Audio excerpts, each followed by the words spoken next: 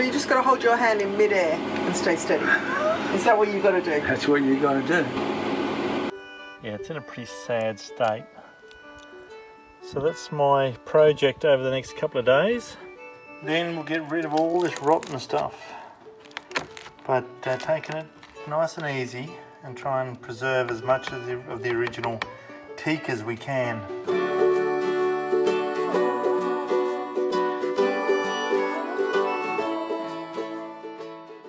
Like 25 and 32 mil, all the railing that I'm going to put on for the solar panels.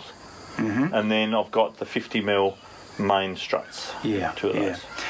The secret to stainless steel tube is preparation. Yep. So you got to have your sight. You got a bench, a drill stand. Yep. Yep. So you've got to get that radius right.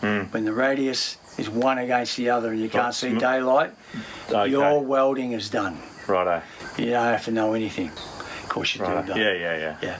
So they give you different types of penetration. Oh, really? The long, skinny, about 15 degrees, will give you less penetration, but you don't need it because you're only working on 1.6. It's interesting the way how the shapes just change, and you'll see it. We'll grind one up that's really narrow like that, 15, and you'll see, oh, yeah, okay. You mightn't recognise it at first, but you see the different shape of the weld pool as it comes out, all right? And you can only, what they did, the reason why they found all these things out is because they go like that and they cut a slice. And just like a geologist looking at an old dinosaur bone, or a rock, that sort of thing. Because what's important here is what we call the HAZ, the heat affected zone, because when you get the penetration around in there, that's the fusion of the filler with the actual parent metal. The heat affected zone is where you get a lot of your cracking. Okay. Because the temperature. So you want to minimise the heat affected zone? Yeah, we don't want big HAZs if we can help it. I'll get you to do something. Let's have a look. And I want you to go around holding that 1 millimetre from the end of that corner at 45 degrees all the way around. How do you hold your hands so they're steady? How do you support your hand? Is there a technique or a way of holding your hand? And it's best to do it in one continuous? Well, you can stop and start, no problem. Yeah. Right. It's just, I'll show you, that's what the controls are for. It's called upslope and downslope. How quickly. And you've got to be square onto the work or lead it? We'll go into the angles. We'll go into the angles. Right. For example, when you're doing a flat bit, I'll get a flat bit for you. About 80 degrees. All right? So you've got to be in that position where you can see. Yep. Like any welding, you've got to be comfortable. That's right. That's right. So when you say pointy and flat, what's the actual difference on them? Oh, it's clear. See that? It's got little... Oh, yeah, you can see the end of it. Yeah, so that is that one. Yeah, that's right. What's the red for? The tungsten tips come in different combinations. Red, green, yellow, blue, so you know what they're used for. Okay. Right, food industry will use something else. They won't use thorium. No. And I can just use on my normal bench grinder? Yes. Don't need anything special? It's the old story. You can buy these diamond tip little that go on the end of your grinder and stuff like that, but they're quite okay. Yep. You have these little stubbies. And when you're working in tight spots, you put a little one in. Yeah. Yeah, because when you take this out... So where's your collets in there, is it? Yep. When you take that out, that just slides out. Okay, so that's your holder. Right. So that's that bit. Yeah, and it comes out backwards. Yep. Because it does change shape slightly at the top, at the leading edge. See, we have that out here with a long 15 degree getting right into a corner. You're going to be out there like that. Gotcha. But we're just going to start back here so that you can horse around, get the idea of exactly what's happening, eh? Now I've got two bottles here. One's for mild steel. This one here is 75 argon, 25 oxy for mild steel, things like that. but it's 100% pure argon For stainless. and Ali, of course. And what pressures? Well, 8 to 10, 12 litres a minute. All right, so your gauge will be litres flow. So we turn that on, and you've just got to press the button to see what your adjustment is. A little bit more. It's only about 6. Too high. That's sitting on 10. So that should be, and you just a nice steady flow. 10 litres a minute. Yeah. So they're 2,200 litres in those. So that's your little story there. Now with these here, we have what's called your pulses off. Yep. For aluminium and stuff. And see this upslope and downslope? I'll make it real slow for you. What happens is when you press the trigger, it releases the gas flow and the amperage. And what happens is the amps will go 20, 30, 40, 50, 60. Yeah. If you want it to go 0 to 60 instant, no problem. Just turn off the upslope. You leave the gas on until it... Yep, and it just goes rock solid. Cool. Right. You've protected that molten pool. Right. From contamination. Yep. First go. We're not firing up yet, but... So about that angle? Yeah, well, that's too low. We want about 80 degrees. But 80 degrees. We're going to start like about a 60, so you can actually see... You can actually see a little bit better of what you're doing. Do you move your left hand slowly across? Is that what you do? Yeah, both arms. So everything's moving. Both hands are going with you. But while you can't use your left hand while you... Well, you can use it to steady. So, you're sort of... Yeah. But you can't lean it like you would arc welding. You'd be like this. That will be going into the pool. Yeah. Anywhere between 10 and 40. Right. Just depending on your situation. All right. What's ideal? If you go for 20. Yeah. That's a good start. Right. So you just got to hold your hand in mid-air and stay steady. Is that what you got to do? That's what you got to do. Oh. Righto. Yeah. That's hard. So there's nothing to rest your hand on. Yeah. That's right. Like a and of course painter that is like this. Yeah. You got it, Wendy. See how we've got the little dip into the weld pool, back, dip into the weld pool, back, dip into the weld. Say for example, because all the heat will be into this hand, because there's painting here. So what we're doing is we've got our 80 degree start. Yeah. I'm down here. Yeah. About 20 degrees. Okay, see the difference? I'm coming up, and what we're doing is we're moving along, dip, dip, dip. Right. And you're leaving the button in all the time while you're doing this? Dip, dip, dip, dip. And it's on all the time? It's on all the time. Yep. I'd be actually quite fast. Okay. Alright? Gotcha. The shade colour, the darkness. So what should I have it set on? Well, I'm running mine on 9. 9's there, that's 9. Yeah, okay. If you're on that setting. Yep. So there's 9, it doesn't have the circle 9 to around 13 it. and 5 to 8. The same as this. So... almost minimum delay. See the delay? Almost minimum delay. So intensity in... what's that one saying? Sensitivity. Sensitivity. What's that? 9 to 10. High. 9 to 10, so up here. And delay, minimum. Nearly minimum. And you got weld and grind. Yeah. Grinding or welding. Yep. We're going on to welding because that keeps the battery and the solar panel. Yep. Keeps charging up. Yeah. Cool. And away you go. Amp set on Bryan? We got this on 70. 70. Alright. And your upslope just before and your downslope. My upslope, and I'm going to make that upslope even slower. Okay. Alright, so I'll just roll it over and you'll just see how it builds up. Alright? Okay.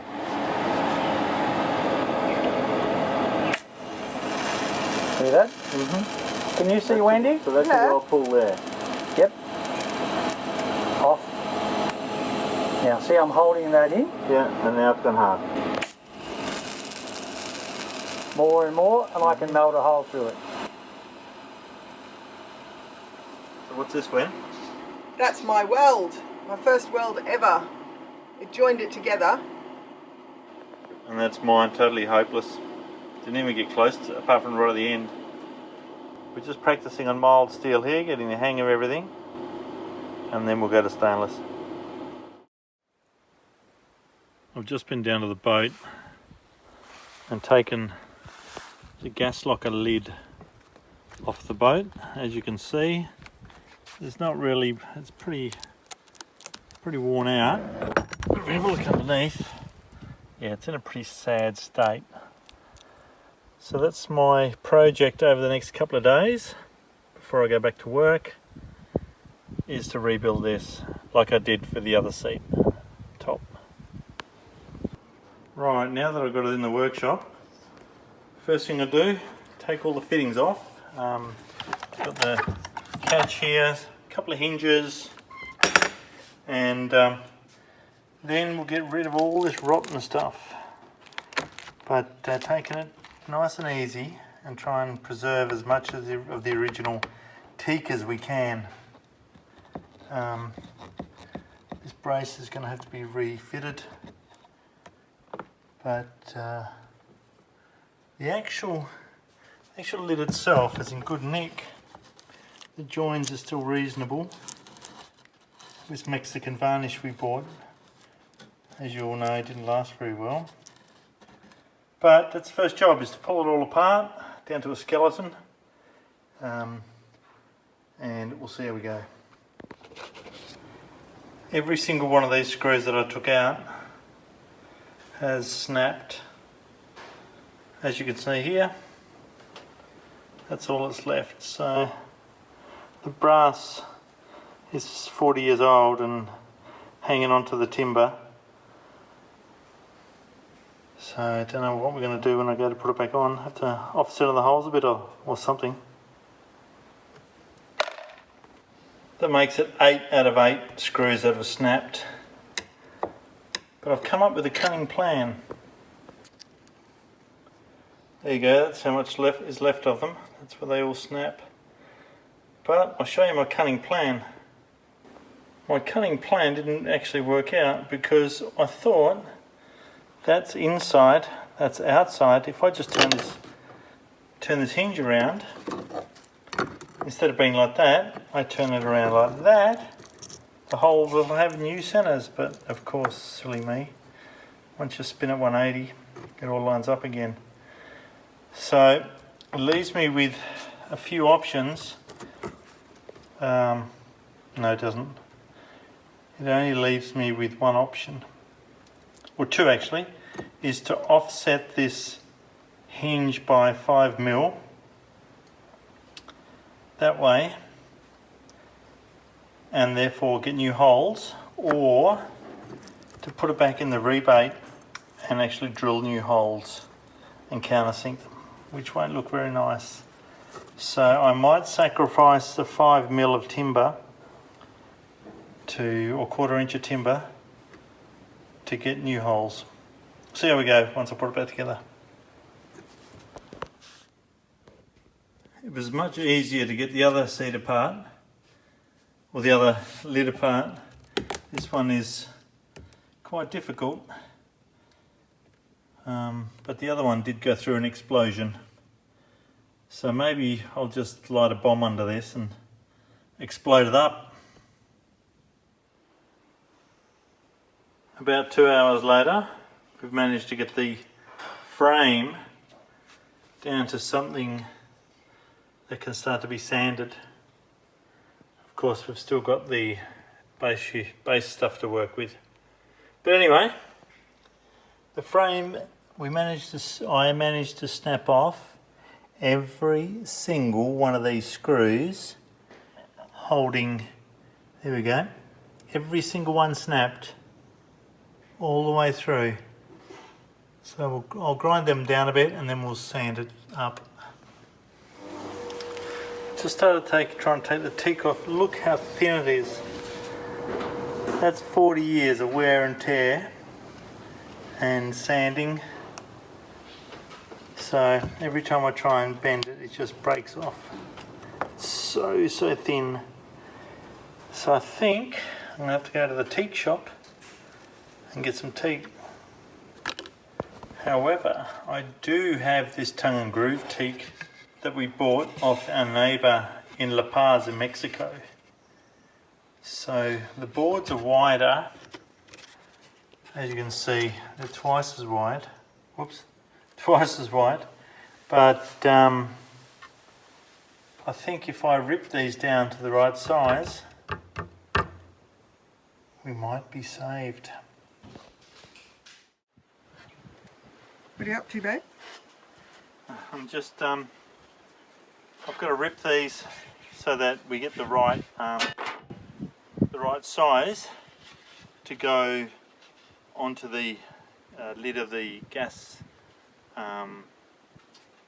box, so that we have just the right amount of gap for the Sikaflex to go in. So I rip these to size, and then I'll dock them to length, and then we'll test it all.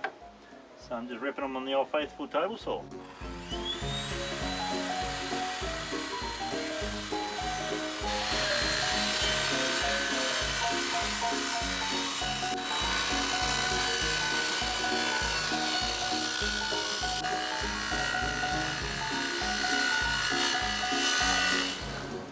So there we go.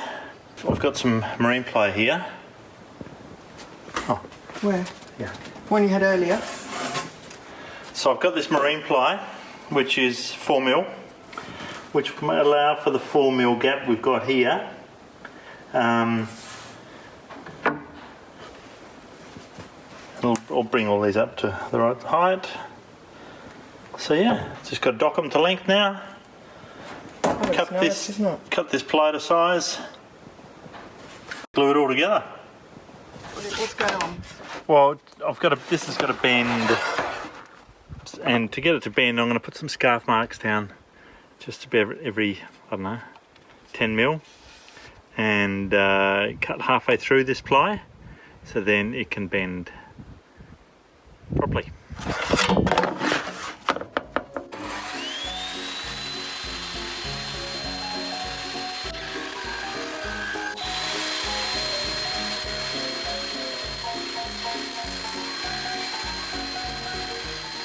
So show me the finished article. There you go. Nice. One little mishap there, but it's all going to get covered up.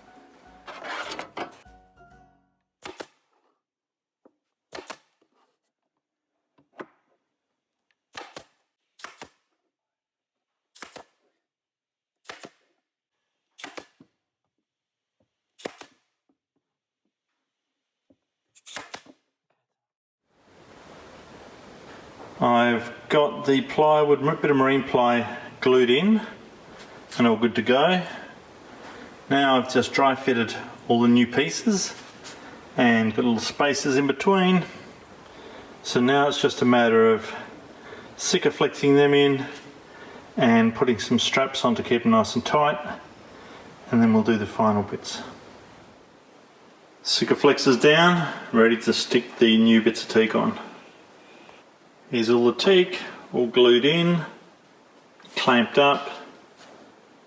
So once that's set, I'll then sand it all back so it's nice and level, because as you can see here, the new bits of teak slightly about half a mil higher. A bit of sanding, and then it will be ready to put the black teak in the joins, sand it back, and then start varnish and painting underneath. So pretty happy with that. Turned out to be a really nice job. Here it is, all glued down. It's the next morning now. It's all glued, sanded, and ready for the caulking with black silicone, which is always a messy job. But the way I do it, it's a lot easier than the taping method. There we have all the black Sikaflex in the gaps. Now it's just a matter of spreading it out and making sure it's all down inside the little gaps and all good. There we go, it's all spread out, nice and even, ready for a final sand. I'll do that tomorrow and then start varnishing. While the Sikaflex is drying on this, I'll get back to doing the other job, which is repairing another cupboard door. As you can see, there are lots of pieces that just need to be fitted back together.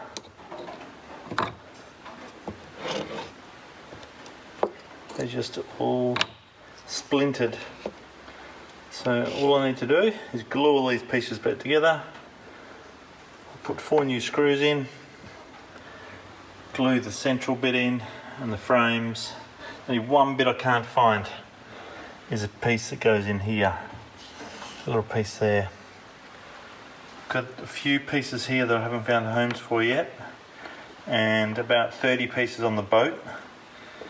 So we're getting there. It's demoralising, but we're getting there.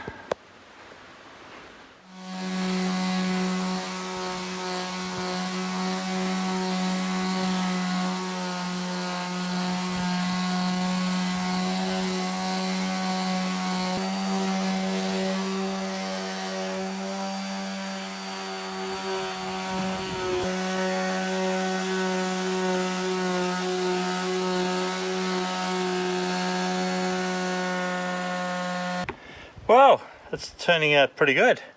Pretty happy with this. Very happy, in fact. Yeah. I'll get back to, after the sound of this, I'll get back to rebuilding that poor little cupboard door. There it is. All sanded and ready for varnish on top. And nice pure white paint underneath. All good to go. So it's all sanded now? Yeah. The first coat of white on. I don't know why I'm using such a tiny brush. I think you did the same thing last time. Did I? I think so. It's the same brush. That looks good. Yeah, it's the first coat and then a bit of a sand and then a couple more coats of white and then varnish.